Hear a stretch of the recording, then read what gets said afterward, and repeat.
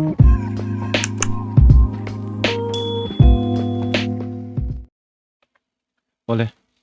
chỉ bởi lẽ việc ole, ai got karma yogi kha registration ti vel dan te, login dan vel te kan soi to a. Chen kat chuan registration kat ti thelo ti te po khain oma, khang ho kat chuan kan soi to ang khan department lampanga in report me kha ngai mela. Khalaya diklo lai kha chu enge chan kha ka hrechi alo chu wang chuan khalaya kha kan lo hre mai don nia chuan voina kan topic tur chu hemi a topic a zuklu le a chung vel enge mohan ti dan tur kha kan soi dan chu mi rol chuan enge mo hriat tur hriat ve hrim hrim tur ang chi kha soi kan soi don bok ani le ama sabera chuan tian kanin lock in ta a kanin lock in hetila hen ke po kal mek te zo to te kan neya chung te po chu nakina kan en tur angai te le tuna chuan ain dotin kan ti chawanga hemi topic sang sang ilu don hian ama sabera chu ni hriat tur chu hetila hian tips for learner oma tips for learner ta hian hi entaila hi enga monita a content te chiar vek turang chi te tin fast forward te hi ti lo turania ti te sequence ang chi te ti khana in siak khata a chuan tila hian participate in discussion at the discussion forum regularly discussion te po kha oma khatinga te po khan ti vezel tur ti han enge mo kha in siak thla ai hi kan thei chuan zom ram ramila that kan ring dewa chu hetilai hi kan soi lang ve hrim hrim a hei hi tips for learner azir tu ta na hriat tur poimo kan tiang chi kha anita a chuan tila hian hei kan soi tong khan larna hian kalteila ti tur khatam tak om ta ni kan du ke ma ni tuizong ang chi te kan zuk thlang thei ta a chu hretaila chuan kan han thlan don hian hetila hian hei adar kar zat te ti hian om ve engenga mo hi om ve a chu kan thlan don khan a seilu tuk ang chi te kha anin om mai the kan tuizong view po ni ma se khalaya kha hreve hrim taila a thain kan ringa antenna na tila hian kan thlan tur kha kan tuizong de wa kha hi corporate finance the hi lo ni ta ang se paseber jan dar kar khat lemin som nga pang a hun chung dai tur ang kha ni ta a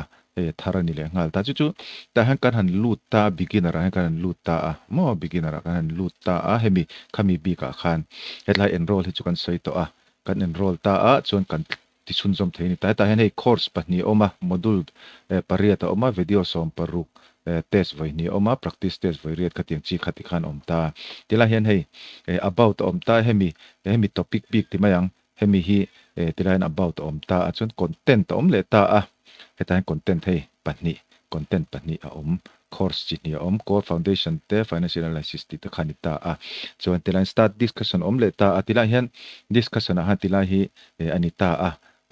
in enroll lo chuni type ve thailo ta a hetian engeng mo kha an comment kham hu tur om ta a in enroll nuwa khan hemi enroll ti nuwa hian iti ve theidon ani chuan hemi hi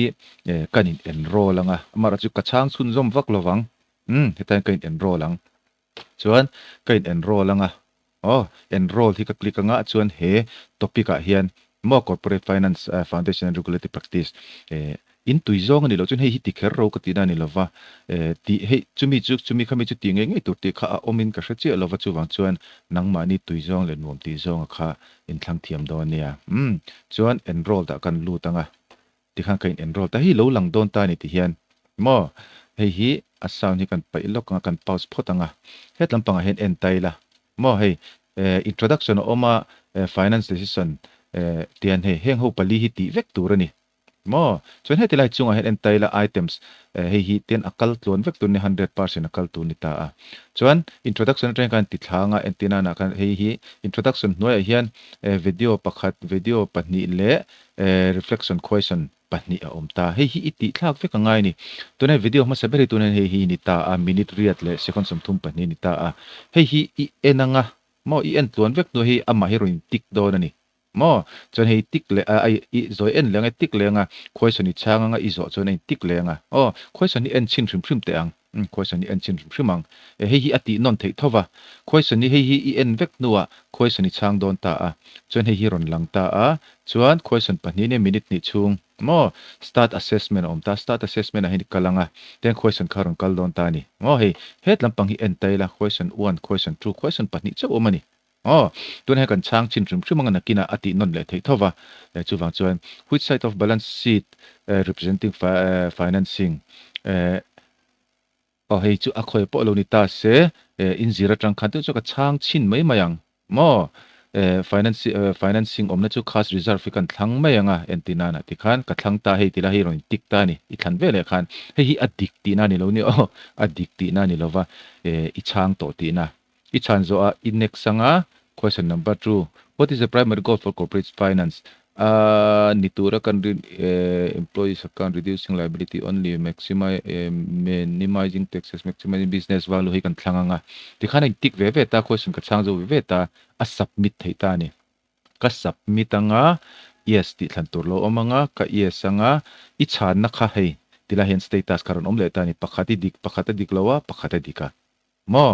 chuan ka chan zo che kan hei tila hin tik ta ni khatiang khan hetilai video zong po en na ti ain tik vek kha angai do na ni chu ati dan tur tlang pui ni ta hei hi antina na kan click le ta nga hey hetlai hi reattempt test ti om ta hemi hi kadu chon dik ve kadu chon ka reattempt le ang kha ati dan chu achung han ti vel dan chu alo ni ta chuan hei hi alak lo lai ni lo top san ta engemaw thil ti tur dang ni tai lo top san ta i chuak ta dei ta mo kha khoi ange khati chhun zo mang ti chuan hetlama hian hetila hian nangma learning course kalme kha om ta ni mo in progress om ta complete bok thai complete ke hi pakhat ka complete to hi point kina ka soi thowanga pakhat ka complete to ta ma se kala zo vek lo ni kateng ha ka tikin vek to chon in progress hian pahni ka nei tur ania so all kan ti chinanga in progress hian hei hei le hei hi tuna ka ti lai me ka ni mo financial analysis hei chu ka ti zo to khanita chon hei tuna poti lai me pakhat ka nei ta hei hi a chan phei chu ka chang vek to en chin lo ke la ti khan ama le maro in resume mo hei hi in lot vek tur angai te la video pakhat hi a en tlon thei lova chumi wanga la zo lo chau chu kania he po hi ka zo thei mai tur angai te la khatiang khan annex kha ati thei ta chuan na china khan tips for learner ti khan anon soitela khata khan hi tilaya hian pakhat in progress hi voi khata pakhat bak nei lo tha ti khan ron ziak tela khata khan hei tu na jang ki chu pahni ka nei ta hei chu ka tiang khan question zong ka chang zo vek to mar chu video pakhat kha en tlon thei lova engam har sat na wang khani ta kha wang kha tu na ka din enroll le khani ta chu wang chuan kha tu na ka din mun chu ni ta chuan hei hi pahni nei lo ram tur pakhate enroll chung kha khai zo photanga atangai enroll le ang chu lo ni ta chuan complete hian outline tang tho kan en le ange complete zo ka nei hi ka nei ta ka complete to amaro chu certificate kala la lova certificate lak don hian view certificate ang kalta chat tur lo om vele ta ni hei hi mo survey lo om le ta ni to download your certificate please complete this mandatory survey your responsive and confidential responses are confidential and will not share to MDO mo hei hi kan share kan ti ve don ani mo hei hi kan ti anga chumi nu certificate kan la don ani hei hi kan chang ve zung anga maro chu chang la hi chu ka tilang lo me nga atopa karong kal le don ya ole ti khan a resume kan ti chi khateng en lo kha ka ti zo chi ta return lo om ta chon ka return anga ti khan kha khor sa kha ka zo ti na ta hei ain tin kan enanga te ain tik thavek ta he khor se hi ka zo vek to ti na khani ta chuan kan kal le anga ti khan a course zong kha course ti mela pakhat bi ka kha mo kan lo zo ta chuan kan lo zo khan khami feedback te khatiang te engani resume kan ti kan si ang chi te kan submit so vek to nu khan tlem nga video anga ya hei ti lai tho kha kan lu teng my learning ti khan content ta complete kan enanga ti khan hei view certificate ti khalo om ta hei hi izo rual khan hei view certificate kharon ngal do na reilo te minute som vel bor chu nga ve ngai me theye khatiang khan in nga ka nga chuan certificate khain lo nei ton ta ni chuan certificate kha ti hian en thei ta hi kan certificate an kha lo ni ta ti hian ka course le khatiang kha alo ta tian a download thei ta a kha ati dan chu ni ta a khatiang khan course sang panga zo ve ngai ni mo ka sei to khana course kha entina na yova AI for all ti te hi lo eng lo ta ula lo in enroll don ta ula module ru ko oma hei tan content a hen ta ula module tlem te thlang ta ula a fu nge mo ti te kha karil ru om dewa kha kha chin thu ni ta se e video som ni la ya oma a hu na po hi reido mai theye khatiang vel kha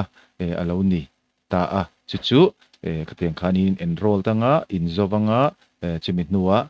adangin enroll le khatiang khan in du kha in thlang thei don ani kha I got karma yoga a engani module hemi course strang ti dan chu ani kalome